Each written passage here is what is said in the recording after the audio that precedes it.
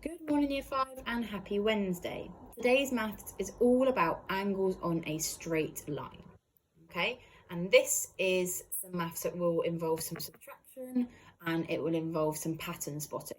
So listen along to what I've got to say and then you can get started with your sheet straight away. So just like right angles, angles on a straight line have a rule. Angles on a straight line will always add up to 180 degrees. So here is my straight line. And my angles on it will always equal 180 degrees. That is the fact.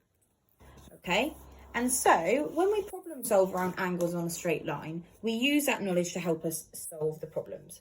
So often you'll get a problem where you are given an angle. So this is an acute angle. It's smaller than 90 degrees. And it might say that this angle is 55 degrees. And then it's going to ask you to find out what the value of this angle is. Now you might think, well, I have no idea how to do that, but you do.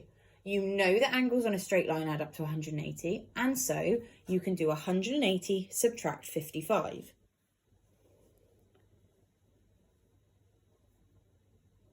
Which would give you 125. Now, when we're working with angles, we're always talking in degrees, and so we must write that unit in with your answers to make it correct. So the same as when we deal with money, we write in pounds and pence, and percentages we write with a percentage sign. Angles, it's the same. It needs a degree sign, okay? So a little circle above the number.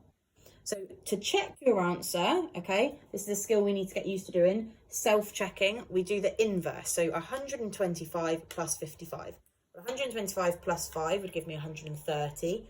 Add 50 would give me 180. So I know that that's right. I know that that angle is 155 degrees. Now, sometimes you get problems where they're a bit cheeky and they don't give you the degrees. They don't give you the number. If I look here, I know how many degrees is in that angle because I know that that's a right angle. I know that right angles are always 90 degrees. And so I can use that knowledge to find the answer. 180 take away 90 would give me 90. Two right angles add up to make your straight line, okay? So I'm going to give you one more example of how you solve the answers, and I'll just explain a little bit about the problems that you might have on your sheet today, or that you will have on your sheet today. I've got it next.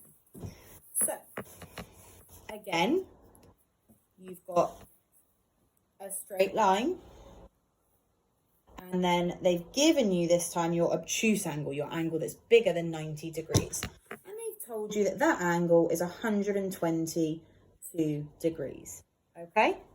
So again, we just need to do 180 subtract 122. Or if you find it easier, you can count up, okay? So 180 take away 122 would give me, I'm going to count up because I find that easier. So 8 to give me the nearest 10, which would be 130.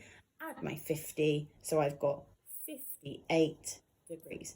Now I can also check because that angle is an acute angle. So I need to check my answer and think, if it's over 90 degrees, then I've made a mistake, but that's under 90 degrees, so it's probably right. I can use the inverse again, 58, add 122, to check that I've got the answer right. Okay, so nice and simple. Now, where it gets a little bit tricky is sometimes they will give you problems where you've got to find the degrees of more than one angle.